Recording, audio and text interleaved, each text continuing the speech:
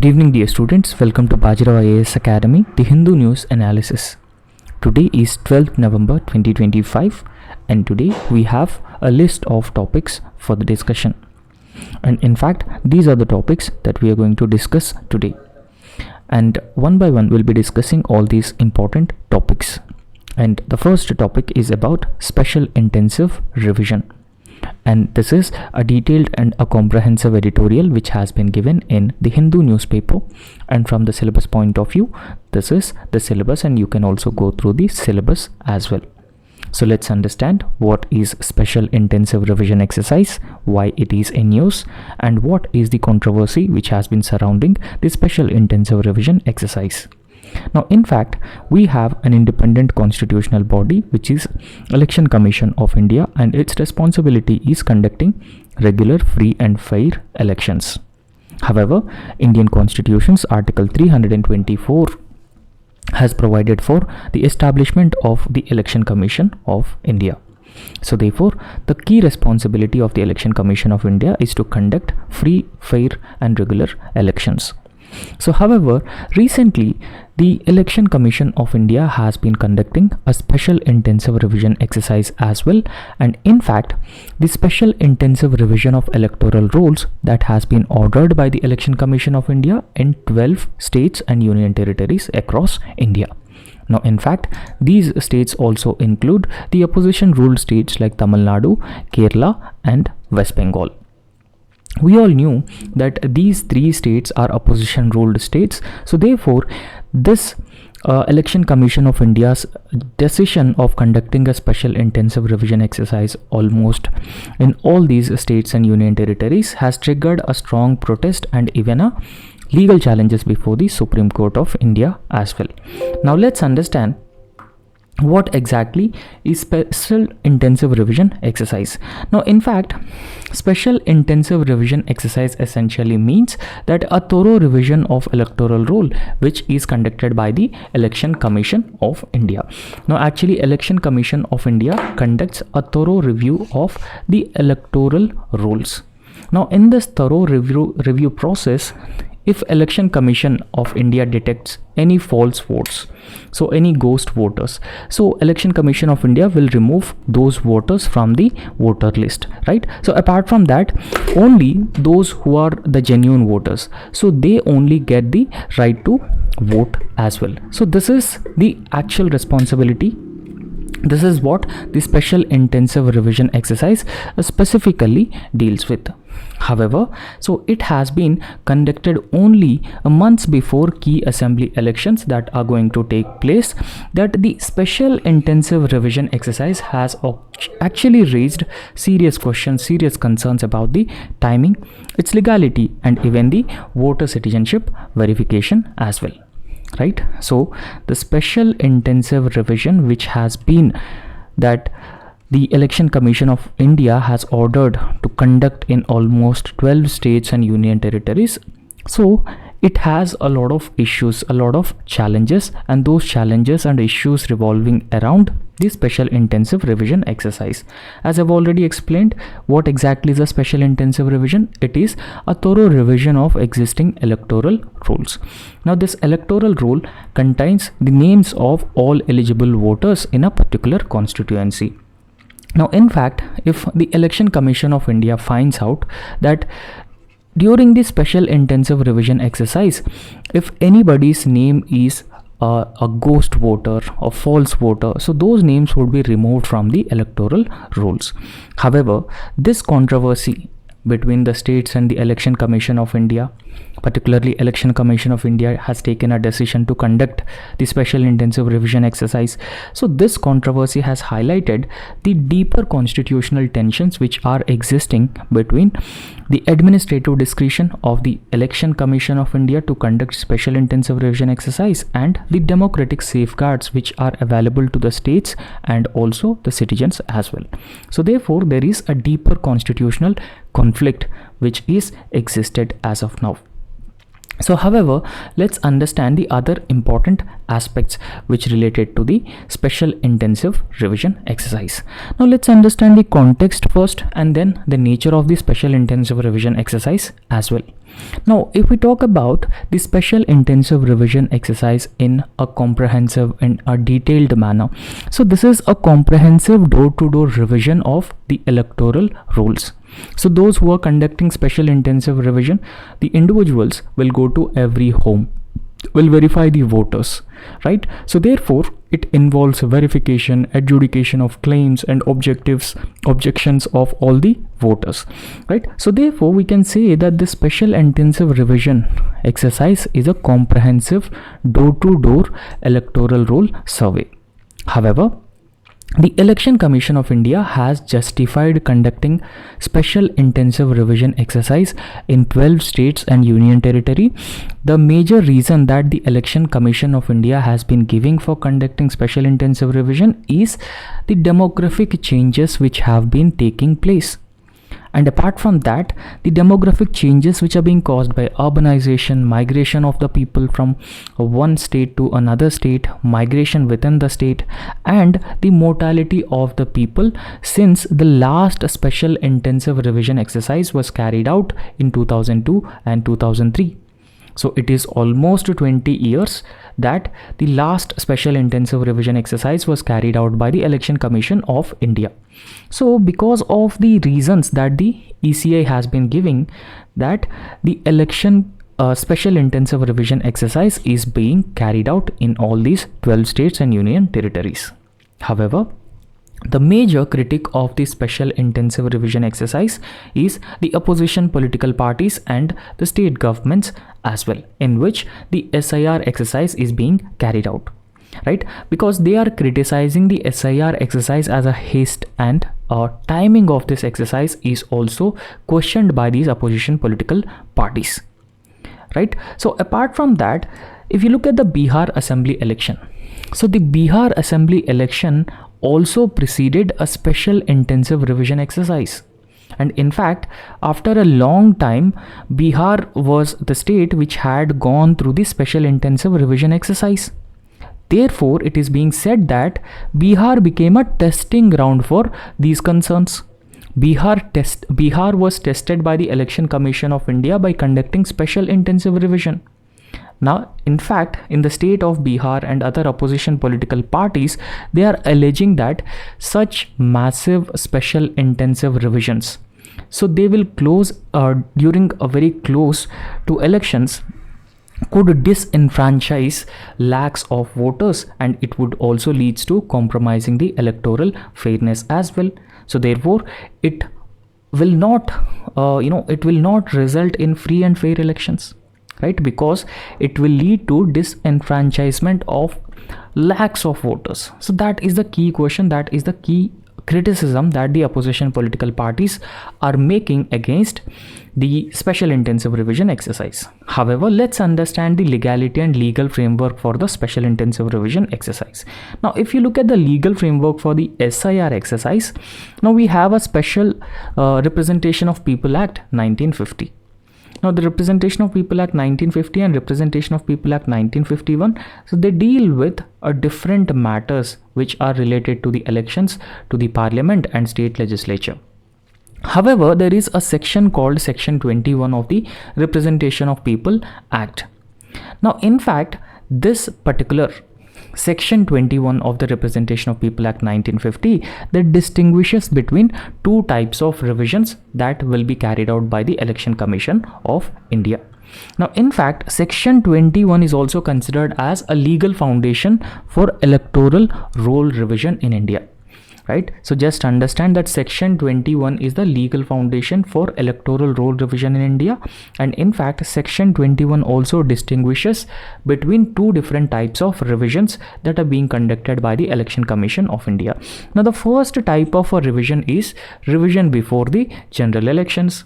Now, general elections essentially means that elections to the Lok Sabha, revision before the general election. So this is a summary revision, right? So it is mandatory before the Lok Sabha or Assembly election. So this is the first type of a revision that Section 21 of the Representation of People Act 1950 talking about. And the second type of revision is revision in any year. So again, Election Commission of India can go for the special intensive revision any year. This is the second type of a revision that the Representation of People Act 1950 is talking about. And in fact, the second type of a revision is also considered as an intensive revision, and this revision is carried out by the Election Commission of India's discretion, so that it will ensure accuracy in polls and it will also ensure free and fair elections as well. However, as per Rule 25 of the Registration of Electoral Rules, Registration of Electors Rules 1960, the former is summary in nature. This revision before the general election is just summary in nature, while revision in any year is intensive revision, and it is almost equal to preparing a new electoral roll of all the voters in a particular state or a particular constituency. So therefore, the special intensive revisions or intensive revisions which are being carried out by the Election Commission of India, they are delinked from the election cycles to be conducted when no imminent elections are due. So whenever there's no imminent elections are actually due, the special intensive revision, the second type of a revision, which is intensive revision, will be carried out by the Election Commission of India under Section 21 of the Representation of People's Act. So however, several opposition political parties, and apart from that, even the state governments which are being ruled by the opposition parties, so they are actually questioning the timing and the administrative discretion of the Election Commission of India under Article 324 of the Indian Constitution.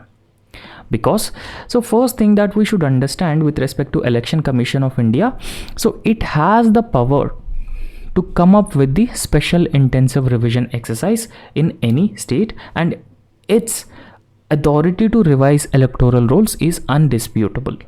It is undisputed, no doubt about that. However, the decision to conduct the special intensive revision exercise by the Election Commission of India just immediately before the general elections is deeply problematic, and that is the main concern here, because with the special intensive revision exercise just before the elections, it will lead to the removal of lakhs of voters from the electoral roll. So they will no longer have their voting rights as well. Now, between 2003 to 2024, India witnessed 5 general elections and even numerous state polls as well, but no such special intensive revision exercise was ordered by the Election Commission of India. But this sudden order from the Election Commission of India to conduct the special intensive revision exercise is questioned just before the elections, right? So in fact, therefore, this sudden urgency from the Election Commission of India, it actually raises concerns about the opacity of the ECI, hasty and potential bias on the basis of, bias, shown by the Election Commission of India, right? So in fact, conducting a special intensive revision exercise throughout India or even one single state, it is not a simple work. It actually requires a massive field work. It requires public verification, time for appeals, right? So in fact, so all these things may be compromised under the electoral deadlines which are imposed. Now, in fact, those people who are disenfranchised, those people who are being removed from the electoral rolls, so they may not get the adequate chances to appeal for the inclusion of their names in the electoral rolls, and that is the problematic in a democratic country like ours. So therefore, this timing by the Election Commission of India to initiate the special intensive revision exercise in almost 12 states including West Bengal, Kerala and Tamil Nadu has been damaging the existing public trust in the ECI, and at the same time, ECI is considered as an institution whose credibility depends on both neutrality and even the perceptions of fairness. So how fair the Election Commission of India and at the same time how neutral as a constitutional independent body. So all these things actually shape public trust on the Election Commission of India. But this timing has been leading to the damaging public trust on the Election Commission of India, and that is a key question here. So however, let's understand, along with questioning of the timing of conducting SIR, so let's also understand the central controversy which has been surrounding the special intensive revision exercise. Now, first thing that we should understand here, Article 324. It deals with Election Commission of India, which is an independent constitutional body. However, Article 326, it says that only citizens of India can be enrolled as voters. Right? So, however, Election Commission of India has been demanding documentary proof for citizenship. But ECI has deliberately excluded documents like Aadhaar. Now almost every citizen in India have Aadhaar. So this is the first document that any citizen can show to any public authority to prove themselves, their residence, etc. Even though Aadhaar is not formally accepted as a proof of citizenship, but proof of residence for any other reason, Aadhaar is being shown by every citizen to prove themselves. So however, the Election Commission of India has excluded Aadhaar as a document to prove that a particular individual belong to a specific constituency, right? So therefore, arguing that it does not establish nationality. Now, apart from that, the Supreme Court's interim order, and this Supreme Court's interim order has also directed the Election Commission of India to accept Aadhaar, right? So if any individual and his name is being removed from the electoral roll, so the individual can show his Aadhaar to the Election Commission of India and prove himself that he is the actual resident of that particular constituency, and he can again re-establish his name in the electoral roll, right? So Aadhaar is not used as a proof of citizenship, right? So however, it can be used to show your proof of residence as well. However, this actually raises some fundamental question. Can Election Commission of India independently determine which documents prove citizenship? This is the first question. And apart from that, the Constitution, Article 5 to Article 11 and Citizenship Act of 1955, it vests its authority solely on the Ministry of Home Affairs, not the Election Commission of India. And in that case, how can Election Commission of India independently determine which documents prove the citizenship of a particular person? Therefore, the Election Commission of India's unilateral specification of acceptable documents is ultra-vires and illegal, unconstitutional, beyond the legal authority. This is what the Supreme Court has emphasized upon. Now, in fact, since the Ministry of Home Affairs has not notified a definitive list of citizenship documents so far, right? So Ministry of Home Affairs has never said that, okay, this is the list of documents with which you have to prove your citizenship.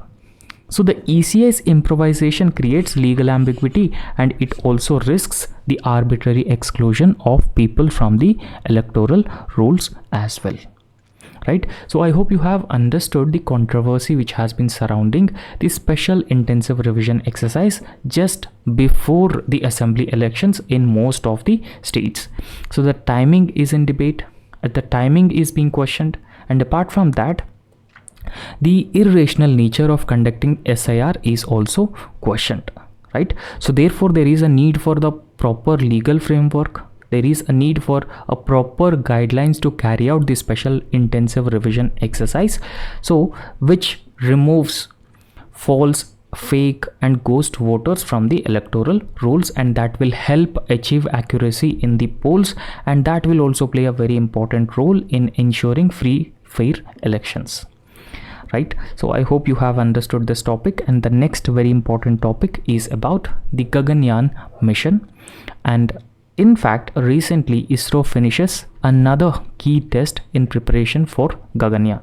So Gaganyaan is India's first manned mission to low Earth orbit, and ISRO is making all the preparations for the Gaganyaan mission, which will be launched next year. Right, so therefore this article has been given in the Hindu newspaper, and from the syllabus point of view, this is very important for general studies paper 3 science and technology. So let's understand what is this Gaganyaan mission. Now, in fact, the Indian Space Research Organization, which is also called as ISRO, recently successfully conducted integrated main parachute airdrop test, which is also known as IMAT test, right, which is integrated main parachute airdrop test. Now, in fact, this is part of the Gaganyaan mission at the Babina Field Firing Range, Jhansi, UP. And in fact, this IMAT test has validated the crew module's parachute. So you can see here, this is the crew module and crew module's parachute system for safe re-entry and landing.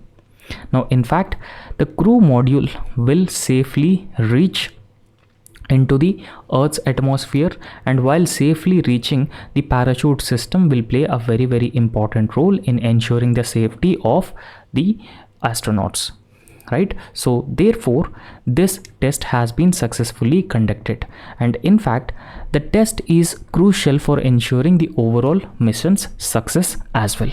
So I hope you have briefly understood why it is in use, and let's understand the details of this parachute safety test that has been conducted by the Indian Space Research Organization. Right, so in fact this has been conducted at BFFR Babina Field Range, Jhansi, in November 3rd. Now, in fact, this particular parachute safety test, or IMAT, is part of ISRO's series of integrated main parachute airdrop tests for Gaganyaan's qualification phase. Now, what is the objective of the parachute safety test? The key objective of parachute safety test is to validate parachute system, which is designed for crew module to ensure a safe and controlled descent during the re-entry of the crew module into the Earth surface. Right, so in fact, this parachute setup as part of integrated main parachute airdrop test, so it consists of 10 parachutes of 4 different types, which are apex cover, drogue, pilot and main parachutes. So these are 10 parachutes of 4 different types. Now, if you look at the descent sequence of the crew module, so it begins with the apex cover separation parachutes, and it is being followed by the drogue parachutes for stabilization, and then pilot parachutes that extracts the main parachute for the final touchdown of the crew module. Right, so in fact, this system, the parachute safety system, has been designed so that 2 of the 3 main parachutes are sufficient to ensure safe landing of the crew. Now, before going for this Gaganyaan mission, because this is an ambitious mission, for the first time Indian astronauts are being sent to the low Earth orbit, so therefore it is very important to ensure the success of this mission, and also ensure the safety of the crew members as well. So therefore it is important to conduct as many tests as possible to prove the to demonstrate the technology that we can send our astronauts into the low Earth orbit and can successfully bring them back to the ground as well. So let's understand about the Gaganyaan mission, a very brief. Now, in fact, this is India's crewed space mission. It is aimed at sending 3 astronauts into the low Earth orbit. Right, so around 400 kilometers. Low Earth orbit means around 400 kilometers, and 3 astronauts will spend around 3 days before they safely return to the Earth. Right, so apart from that, the IMAT test, it is a crucial for validating the descent and recovery mechanisms of the crew module. Now, in fact, this is considered as a core safety component. This IMAT is considered as a core safety component before the uncrewed and crewed flight tests. right? So the key collaborators including support from the Indian Air Force, Defense Research and Development Organization teams are also supporting payload management and recovery operations, and sometimes Indian Navy has also been assisting the Gaganyaan missions as well. So this is about the Gaganyaan mission, and let's jump into another very important topic. So this topic is about India and Bhutan relations, right? So not COP30 or Paris Agreement, this is with respect to Bhutan and India relations, right? So yesterday also we have discussed about that, but Bhutan is a very important neighbor for us, and there is a high chance of asking questions from this as well in Gender Studies paper 2. So let's discuss India Bhutan relations in detail, right? So in fact, recently Prime Minister Narendra Modi paid an official visit to Bhutan to attend the birth anniversary, the 70th birth anniversary of K4, 70th birth anniversary of monarch K4, right? So from the syllabus point of view, it is very important for Gender Studies paper 2, and you can also go through the syllabus as well, and this topic has been given in the Hindu newspaper. So let's understand India Bhutan relations, historical depth and enduring friendship between these two countries. So let's first understand the foundations of India Bhutan relations. Now in fact, a fourth king, he is also known as K4, who is Jigme Sangya Wangshik. So he ascended throne in 1972 at the age of just 16 years. Right? So therefore, he played a very important role in continuing his father's policy of maintaining close ties, close relations with India.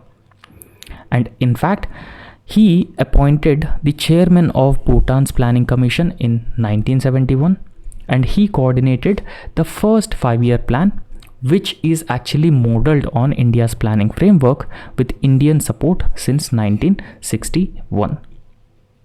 And in fact, the Bhutan's currency, which is pegged to the Indian rupee, which means 1:1 rate from the 1974 onwards. So therefore, Bhutan currency has been pegged with the Indian rupee, so that has resulted in stable bilateral trade and financial integration between these two countries as well. However, if we talk about the diplomatic and global outreach of Bhutan, so expanded Bhutan's diplomatic footprint while keeping India informed about its relations, and Bhutan became part of the UN in 1971 and SIRE in 1985 as a founding member. Now in fact, Bhutan is a founding member of South Asian Association for Regional Cooperation. And apart from that, so Bhutan don't have diplomatic relations with China, but initiated border talks with China in the year 1984, and Bhutan also have concerns with respect to China, particularly the territorial concerns, right? So in fact, it has initiated the border talks in consultation with the Indian leadership only. So therefore, it has been reflecting the strategic transparency and coordination on the part of Bhutan when it comes to dealing with China, and at the same time maintaining close relations with India. So recently on this visit also, Prime Minister Narendra Modi inaugurated a hydropower project, right? So apart from that, hydropower is considered as the economic backbone of both India and Bhutan relations. Why? Because it laid foundations for Bhutan's hydropower partnership with India. For example, Chukka hydropower project, which can generate 336 megawatt power, Kurichu hydropower project, which can generate 60 megawatt power, and Tala hydropower project, which can generate 1020 megawatt of hydroelectricity. Now in fact, the hydroelectric power which has been generated by these projects, now in fact, India mostly provides assistance to Bhutan to construct the hydroelectricity projects. So once the electricity is generated, the electricity will be sold to the Indian states. So that's how Bhutan will also earn some decent amount of money as well by selling electricity which has been generated from the hydroelectric projects. Now these projects built on a grant loan model of 60-40, and it became the bedrock for Bhutan's export revenue and India's clean energy import, because hydroelectricity is considered as a clean form of energy, and Bhutan also has a huge potential for the generation of hydroelectricity. Now, with respect to the security cooperation between India and Bhutan, now both these countries spearheaded Operation All Clear in the year 2003. Now, we all knew that with respect to the northeastern part of India, so insurgency is the main problem. So in order to deal with the insurgency, Operation All Clear has been launched in the year 2003 with Indian support to eliminate the insurgent camps, which are United Liberation Front of Assam and NDFP KLO from the Bhutanese soil. And in fact, both India and Bhutan, they have strengthened defense and border cooperation, marking a milestone in the regional security synergy as well. However, Bhutan has also made a democratic transition as well, because abdicated the throne in 2006, paving the way for Bhutan's democratic transformation in the year 2008. So K4 actually abdicated the throne. Now, in fact, he even oversaw the India-Bhutan Friendship Treaty 2007, replacing the earlier existing 1949 India-Bhutan Friendship Treaty. Right? So therefore, India-Bhutan are engaging closely on number of areas. There are number of areas where these two countries have been cooperating and collaborating. Right? So let's understand the significance of this visit by Prime Minister Narendra Modi to Bhutan and what will be the key outcomes of this visit. Now, in fact, he attended the 70th birth anniversary celebrations of King 4. Now, he actually Prime Minister Modi recognized his pivotal role in further strengthening shaping India-Bhutan relations, and this is the first aspect that we should understand. And apart from that, so Prime Minister Narendra Modi also inaugurated 1020 megawatt Punta Sangchu hydroelectric project. So this is the symbol of long-standing energy partnership between India and Bhutan. And in fact, Prime Minister Narendra Modi also announced 4,000 crores of concessional credit line for new energy projects. And apart from that, Bhutan also have the 5-year plans, and currently Bhutan is going through the 12th 5-year plan. So India reaffirmed 10,000 crores of financial assistance under 12th 5-year plan for development across infrastructure, agriculture, finance, healthcare, all these different areas. However, there are new frontiers of cooperation as well between India and Bhutan. So if you look at the new frontiers of cooperation, the collaboration further expands to the areas like fintech, innovation, entrepreneurship, and space technology. In all these technologies, India have an advantage. And apart from that, both India and Bhutan have been further looking to boost rail connectivity as well, linking Gelepu Samste with Indian railway network to enhance the trade access between these two countries. And in fact, there are also talks to further strengthen border infrastructure and inland waterways for the better regional integration, better trade, better connectivity, commerce between Bhutan and India, and finalization of 3 memorandum of understandings in the areas of renewable energy, healthcare, and even the mental health services as well.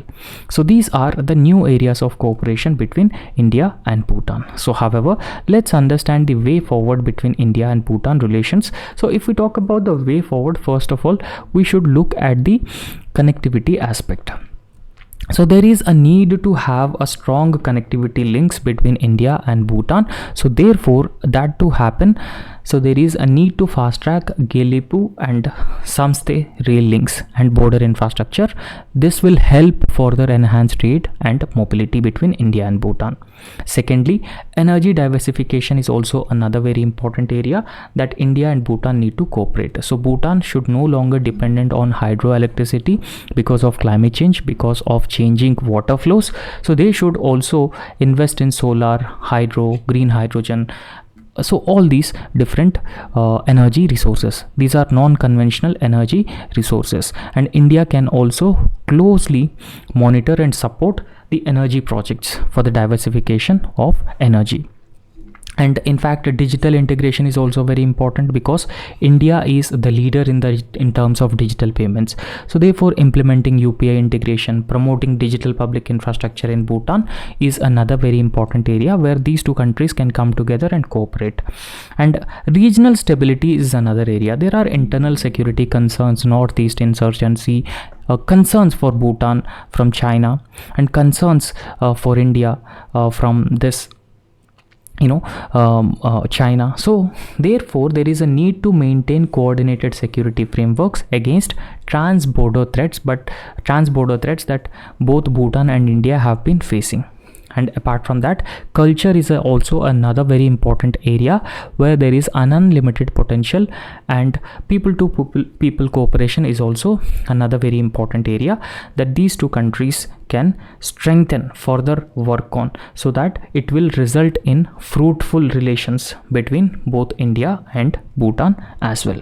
So that's all in this, and thank you so much. So please subscribe our YouTube channel and also like our video. Thank you.